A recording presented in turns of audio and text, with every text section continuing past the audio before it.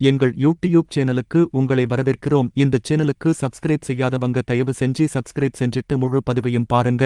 இயக்குனர் வெங்கட் பிரபு இயக்கத்தில் முதல் முறையாக தளபதி விஜய் நடிக்கும் திரைப்படம்தான் கோட். இது தளபதி விஜயின் 68வது திரைப்படமாக உருவாகி வருகிறது. இதன் பிறகு தனது 69வது திரைப்படத்தில் நடிக்கும் விஜய், அதன் பிறகு திரையுலகத்திற்கு முற்றுப்புள்ளி வைத்துவிட்டு முழு நேர அரசியலில் ஈடுபட உள்ளார் என்பது அனைவரும் அறிந்ததே. வருகின்ற 2026ஆம் ஆண்டு தேர்தலில் தனது தமிழக வெற்றிக் கழகம் சார்பாக முதல்வர் வேட்பாளராக களமிறங்குகிறார் தளபதி விஜய். இந்நிலையில் அவர் இரட்டை வேடங்களில் நடிக்கும் இந்த திரைப்படத்தில் தமிழ் சினிமாவின் மூத்த நடிகர்களான பிரபுதேவா, பிரசாந்த், நடிகைகளான லைலா, ஸ்னேகா உள்ளிட்ட பலரும் நடித்து வருவது குறிப்பிடத்தக்கது.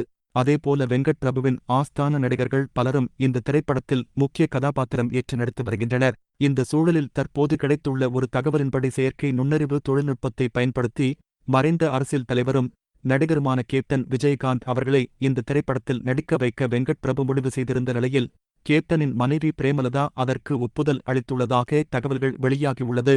இது சம்பந்தமாக ஏற்கனவே வெங்கட் பிரபு பிரேமலதாவை சந்தித்த நிலையில் தேர்தல் முடிந்த பிறகு தளபதி விஜய் அவர்களும் பிரேமலதாவை சந்திக்க உள்ளதாக தகவல்கள் வெளியாகியுள்ளது.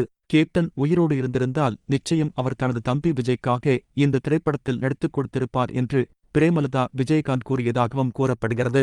உண்மையில் தன்னை வளர்த்துவிட்ட ஒரு மாபெரும் கலைஞனுக்கு இப்போது புகழின் உச்சில் உள்ள ஒரு சிறந்த நடிகர் இதைவிட பெரிய அளவில் அஞ்சலி செலுத்த முடியாது. இந்த செய்தி வெளியான பிறகு கோட்படத்தின் மீது இருந்த எதிர்பார்ப்பு இன்னும் அதிகரித்துள்ளது.